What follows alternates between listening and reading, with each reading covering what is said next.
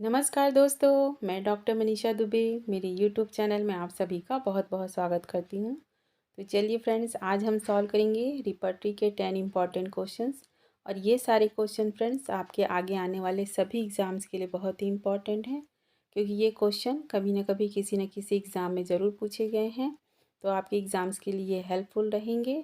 और साथ ही साथ यदि आप मेरे साथ जुड़े रहना चाहते हैं, आप चाहते हैं कि आगे मैं आप लोग के लिए ऐसे ही वीडियो लाते रहूँ, तो प्लीज़ एक लाइक का बटन ज़रूर दबाएं, जिससे कि हमको मोटिवेशन मिलता है आगे वीडियो बनाने के लिए। जो स्टूडेंट पहली बार ये वीडियो देख रहे हैं तो चैनल को सब्सक्राइब करें, साथ ही साथ बेल आइकन को प्रेस करना ना भूलें फ्रेंड, जिससे कि आगे आने वाले नेक्स्ट वीडियो के बारे में आप लोग को नोटिफिकेशन मिल सके। तो चलिए देरी ना करते हुए आज का वीडियो हम स्टार्ट करते हैं।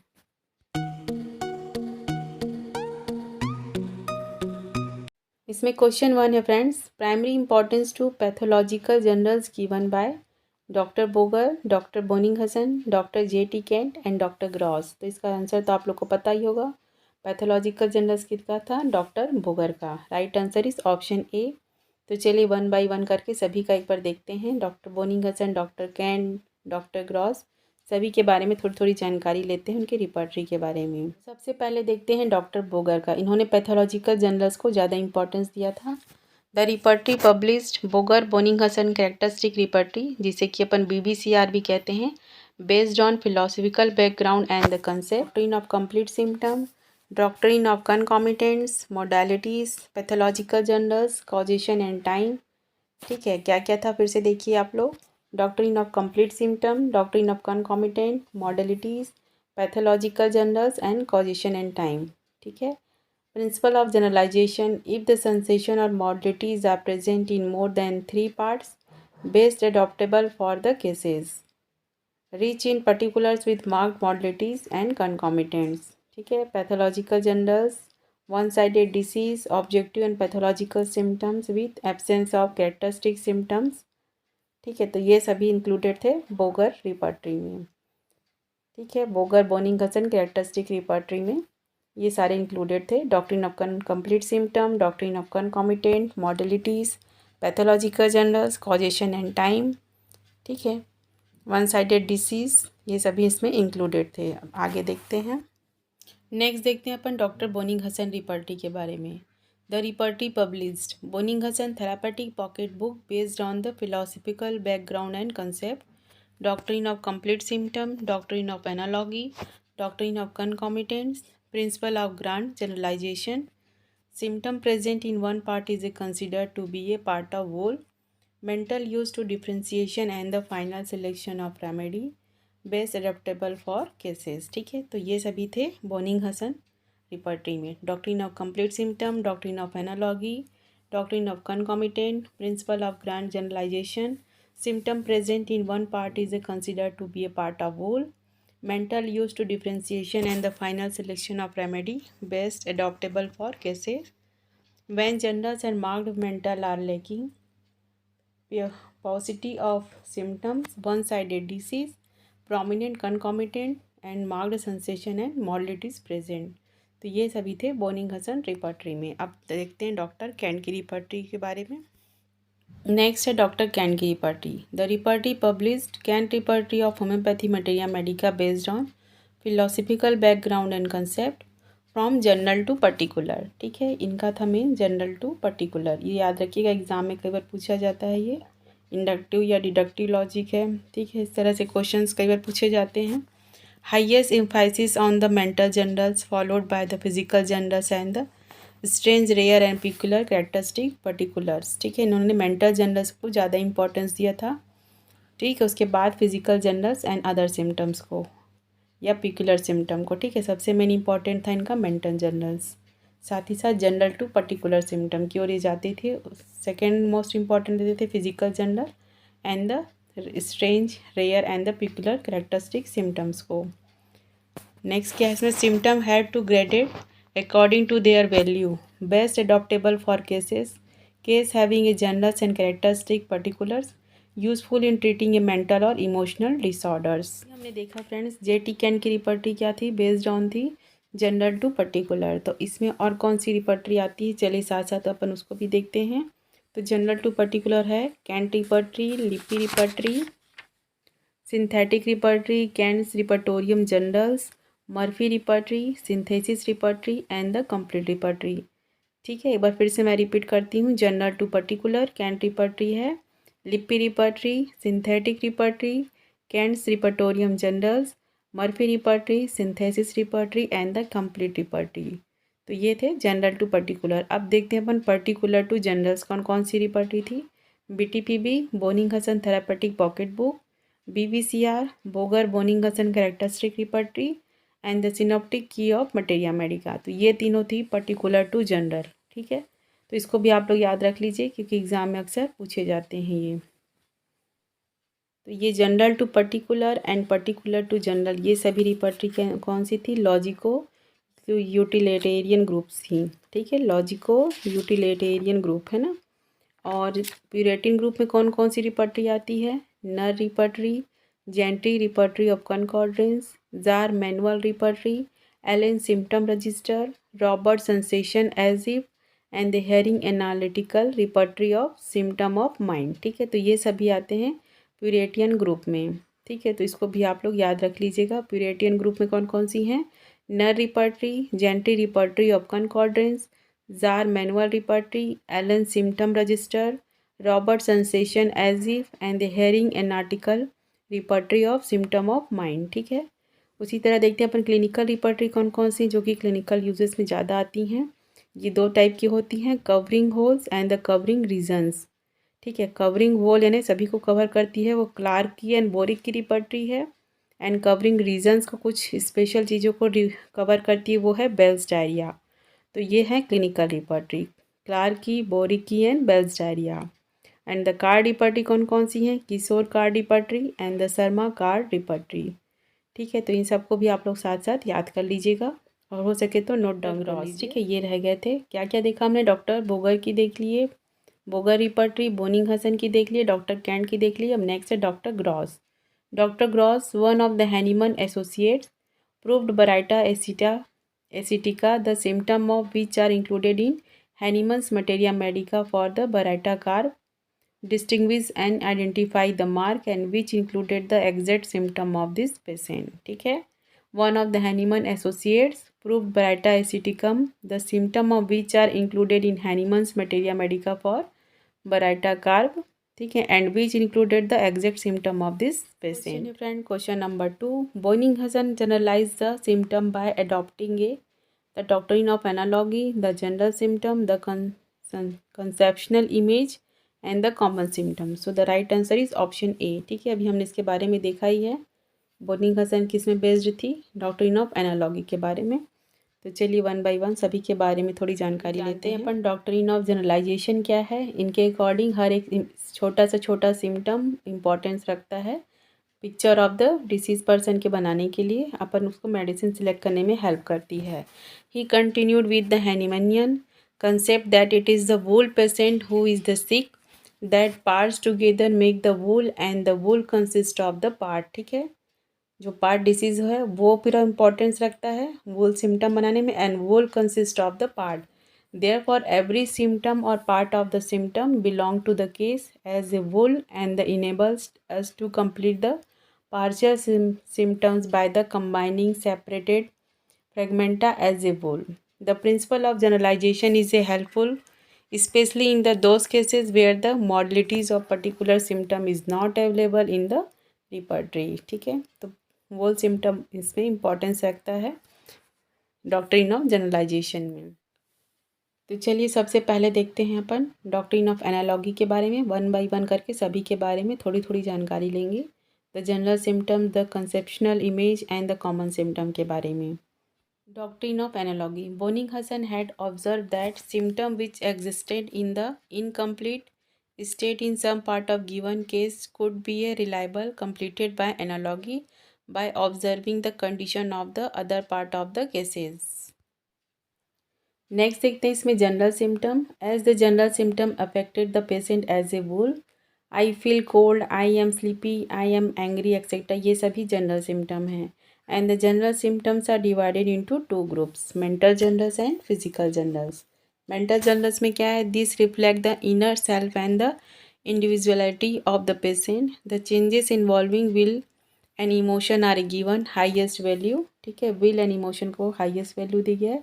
Example, love, hate, loathing, suicidal tendencies, lasciviousness, sexual perversion, fear, hurry, weeping, disposition et cetera. तो ये सभी आते हैं मेंटल जनरल्स में, ये symptoms. Next, in hierarchy, symptom of understanding, example, delusion, delirium, hallucination and the mental confusion. Lastly, the symptom of intellect, example, memory, concentration, mistake in writing, speaking etcetera.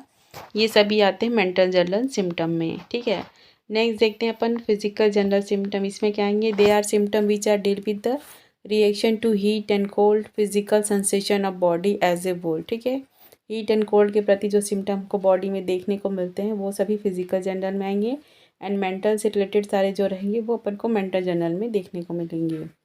Next देखते हैं अपन conceptional image क्या है। Conceptional image of the disease is a erected bye collecting A data from the patient relatives and from his on observation. ठीक है, patient के क्या लेंगे अपन, full data लेंगे पेशेंट का, पेशेंट के रिलेटिव्स एंड साथ ही साथ अपने खुद के ऑब्जर्वेशन से उसके सारे डाटा कलेक्ट करेंगे।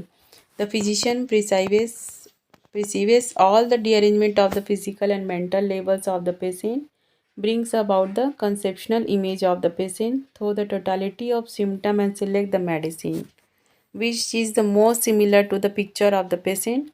Thus the dictum goes, homeopathy treats the patient and not the disease। ठीक है, अपन पेशेंट को ट्रीट करते हैं ना कि डिसीज़ को। तो पेशेंट के सारे सिम्टम या डाटा अपन कलेक्ट करेंगे, उनके रिलेटिव से लेंगे, साथ ही साथ अपने खुद के ऑब्जर्वेशन से लेकर के अपन होम्योपैथी मेडिसिन सिलेक्ट करेंगे और पेशेंट को ठीक करेंगे। चलिए देखते हैं लास्ट इसमें क्या था, common symptom. Common symptom are common to any patient suffering from the certain diseases or complaints. They are least importance because they will be found in the almost every drug disease in a form of others. For example, blood in dysentery, rashes in measles and headache in fever, ये सभी में common रहते हैं, इसलिए इसका कोई importance नहीं है कॉमन सिम्टम का, क्योंकि ये सारे सिम्टम कॉमनली प्रेजेंट रहते हैं हर एक डिसीज़ में, तो इसको इतना इंपॉर्टेंस नहीं दिया गया है। बोनिंग-हसन रिपर्टरी में इन सब के बारे में हमने थोड़ा थोड़ा जान लिया है। चलिए थोड़ी सी जानकारी ले लेते हैं बोनिंग-हसन रिपर्टरी के बारे में एंड बोनिंग-हसन के बारे में। तो बोनिंग-हसन कब बॉर्न हुए थे, 1785 में। बोनिंग-हसन की 4 रिपर्टरी पब्लिश हुई थी। फर्स्ट रिपर्टरी थी रिपर्टरी ऑफ एंटीसोरिक रेमेडीज़, कब पब्लिश हुई थी, 1832। सेकेंड रिपर्टरी कब पब्लिश हुई थी, 1835। इसका नाम क्या था, रिपर्टरी ऑफ मेडिसिन। नेक्स्ट था 1836 में an attempt of showing off relative kinship of homeopathy medicine. And the last one था 1846 में बोनिंग-हसन थेरेपेटिक बुक, जिसको अपन ज़्यादातर जानते हैं। ठीक है, 1832, 1835, 1836 एंड द 1846। तो ये ईयर याद कर लीजिएगा आप लोग, और सभी रिपर्टरी के नाम भी। ठीक है, ये किस में बेस्ड थी, ये पर्टिकुलर टू जनरल रिपर्टरी में थी ये। इसके अलावा कौन कौन सी है, BBCR and synoptic key of materia Medica, वो भी पर्टिकुलर टू जनरल में है। ठीक है, BTPP ओरिजिनल कितने कंटेन करती है मेडिसिन रेमेडीज़, 126 ओरिजिनल कंटेन करती है, 126 रेमेडीज़। एंड द रिलेशनशिप कितने थे, 141। ठीक है, the chapter of relationship there are 141। तो ये दोनों चीज़ में डिफरेंस है, इसको भी आप लोग ध्यान रखिएगा। ओरिजिनल कंटेन करती है 126 and the chapter of relationship contain करती है 141। ठीक है, इसमें क्या है, नो नोसोड और sarcodes in this repertory. बोनिंग-हसन repertory में नहीं नोसोड है, ना ही सार्कोड्स हैं। ठीक है, नेक्स्ट देखते हैं TF एलन ट्रांसलेटेड BTPB। किसने ट्रांसलेट किया था, TF एलन ने BTPB को। उन्होंने क्या किया था, 4 मेडिसिन को ड्रॉप कर दिया था और 220 मेडिसिन को ऐड किया था। ठीक है, तो टोटल कितने हो गए, 342 रेमेडीज़ इन एलेंस एडिशन। ठीक है, 126 मेडिसिन थी, 126 उन्होंने 4 मेडिसिन क्या कर दिए, माइनस कर दिए, और 220 मेडिसिन उन्होंने ऐड कर दिया, तो कितना हो गया टोटल, 342। ठीक है, आप लोगों को क्लियर हो गया होगा।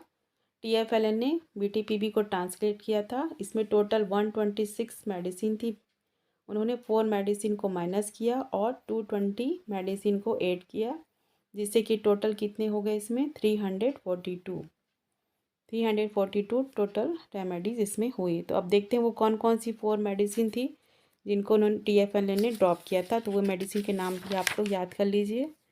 क्या क्या था? Angustura, magnetis polus arcticus, magnetic polus ambo and the magnetic polus australis. ठीक है, तो ये चारों नाम भी आप लोग अच्छे से याद कर लीजिएगा।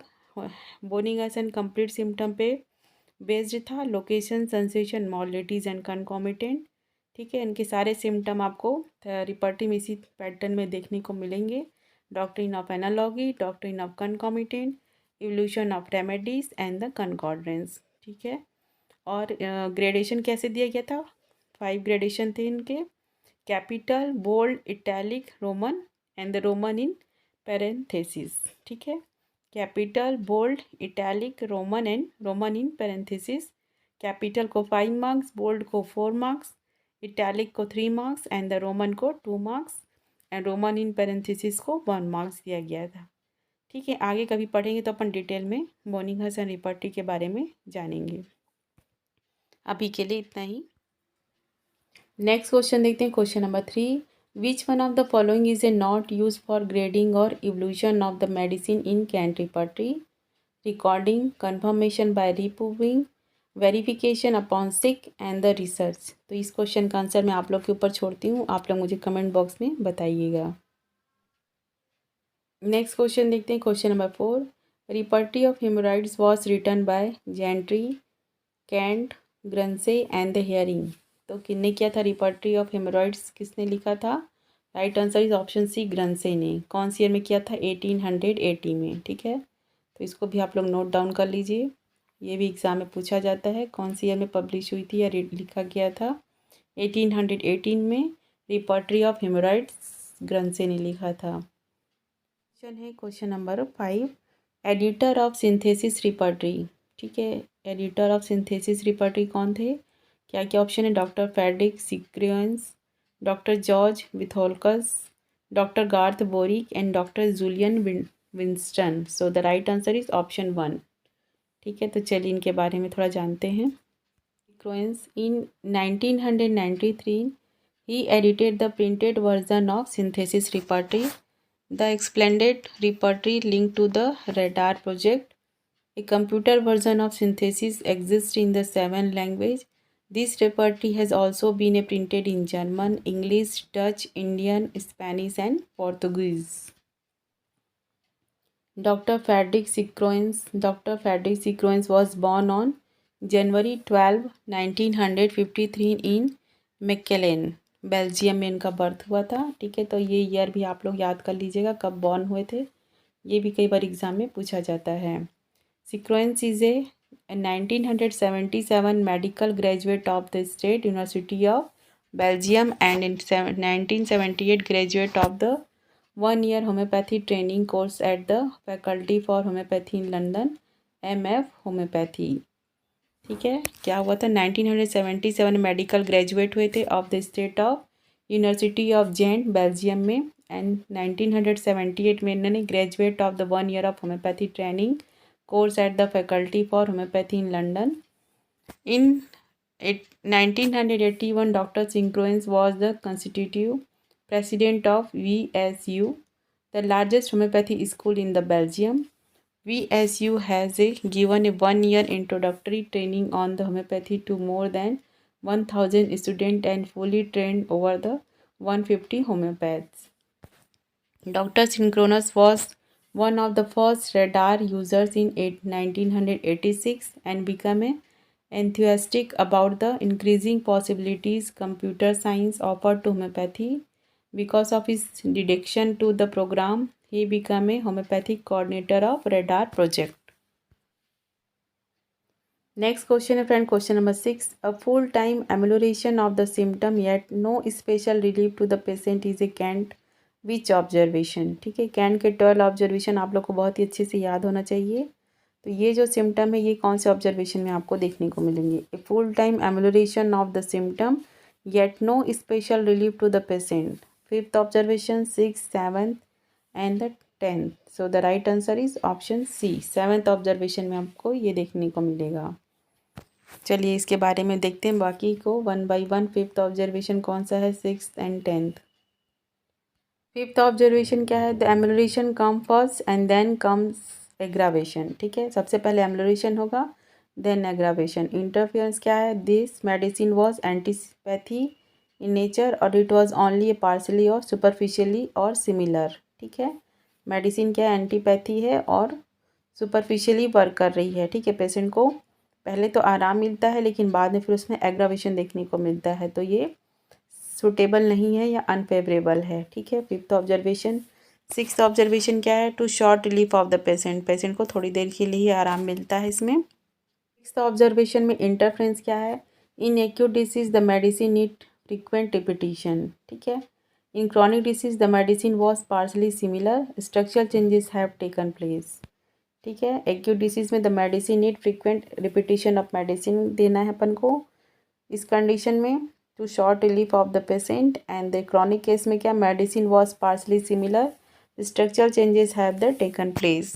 नेक्स्ट क्या है फ्रेंड्स, 7th ऑब्जर्वेशन। इसमें क्या है, a full time amelioration of the symptom yet no special relief of the patient. ठीक है, इंटरफेरेंस क्या है, existing state tissue changes prevent improvement beyond the certain limit तक ही अपन इसमें पेशेंट को रिलीफ दे सकते हैं।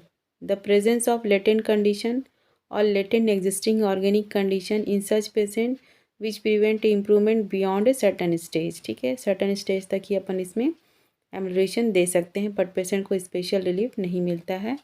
The remedy act favourably but the patient is a not cure. Medicine तो अच्छा वर्क कर रही है लेकिन पेशेंट क्योर नहीं हो रहा है। And never be cured, this patient is a palliated in this instance and it is a suitable palliation for the homoeopathy remedy. मान लीजिए एग्जाम्पल देखते हैं, एक पेशेंट है, उसकी 1 किडनी है, can only improve the certain degree. ठीक है, किसी पेशेंट को एक किडनी बाहर निकाल दी गई हो, एक ही किडनी हो, तो पेशेंट को इम्प्रूवमेंट तो देखने को मिलेगा। किसी कारणवश अपन एक किडनी निकाल दिए लेकिन सर्टन लिमिट तक ही उसमें अपन को एम्यूलरेशन या रिलीफ देखने को मिलेगा, लेकिन परमानेंट क्योर अपन उसको नहीं कर सकते हैं। तो इसमें प्रोग्नोसिस कैसी है, गुड है। लेकिन फुल टाइम पेशेंट को एम्यूलरेशन मिल रहा है, उस कंडीशन में उसको रिलीफ मिल रहा है, बट परमानेंट क्योर नहीं मिल रहा है। ठीक है, तो इसमें है 7th ऑब्जर्वेशन। नेक्स्ट क्या है, 10th ऑब्जर्वेशन। 10th ऑब्जर्वेशन क्या है, new symptom appear after the remedy. ठीक है, आपने कोई रेमेडी दी, उसके बाद उसमें नई सिम्टम देखने को मिल रहे हैं पेशेंट में, तो ये क्या है, द मेडिसिन वॉज रॉन्ग। जो आपने मेडिसिन दी है वो रॉन्ग है, तो आपको क्या करना है, उसको एंटीडोट करना है और फिर से केस चेकिंग करके फिर से नई मेडिसिन उसको प्रिस्क्राइब करनी है।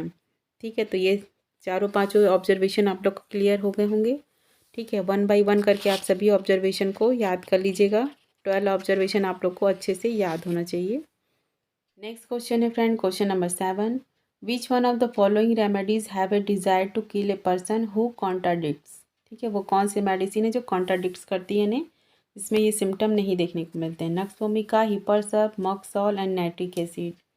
ठीक है, desire to kill a person, तो ये हमको देखने को नहीं मिलेगा मॉक्सॉल में। Right answer is option C. तो चलिए कैंटिपर्टी में माइंड चैप्टर में देखते हैं इस सब रिलेटेड सारे सिम्टम और मेडिसिन के बारे में। कैंटिपर्टी में माइंड चैप्टर में देखते हैं अपन, किल डिज़ायर टू किस में देखने को मिलेगा, agaricus, anacardium, ars iod, arsenic, bella, calcarea, camphor, chininum, cuprum, cure, hepar sulph, hyoscyamus, iodum, lachesis, lyssinum, merc sol and nux vomica, opium, petroleum, phosphorus, platina, secale, stramonium and thea. ठीक है, तो ये सारी मेडिसिन है, कैपिटल बोल्ड में लिखा है वो मेडिसिन ज़्यादा इंपॉर्टेंट है। नेक्स्ट देखते हैं, barber wants to kill his customer. ठीक है, बार्बर जिसके पास अपन सेविंग के लिए जाते हैं, वो barber wants to kill his customer arsenic and hepar sulph. ठीक है, ये भी आप लोग ध्यान रखिएगा। Desire to kill the person that contradicts her is merc sol. ठीक है, तो ये हमको देखने को मिल गया माइंड चैप्टर में, ये हमारे क्वेश्चन का आंसर है। Desire to kill the person that contradicts her, इसमें देखने को मिलेगा मॉक में। रेस्ट ड्यूरिंग किसको रहेगा किल करने का, आयोडम को। साइट ऑफ नाइफ, नाइफ देखने से प्लेटिना को, ये तो आप लोग को पता ही होगा। और ऑफ नाइट और गन देखने से एलुमिना को। Something urges her to her husband or of home she is very found is merc, nux vomica and platina. Sudden impulse to, किसको सडन इम्पल्स आएगा किल करने के लिए? Ars iod, arsenic, hepar sulph, iodum, kali ars, nux vomica, platina and thea. Impulse to herself, खुद को मारने के लिए natrum sulph and thuja. For side offences hepar sulph, merc sol, nux vomica. And throw child into fire, तो ये सब लाइसिनम, नक्स वोमिका एंड थिया। ठीक है, और भी कौन सी मेडिसिन में ये symptom? Throw a child into fire, मुझे कमेंट बॉक्स में बताइएगा आप लोग। ठीक है, चलिए आगे बढ़ते हैं। Question number 8, repertory on causation is a written by Boger, Wilsey, Borland and doctor Bhardwaj. ये क्वेश्चन कब पूछा गया था? एमडी एंट्रेंस 2014 में ये क्वेश्चन पूछा गया था। रिपर्टी ऑफ कॉजेशन किसने लिखा था? डॉक्टर भारद्वाज ने। Right answer is option D.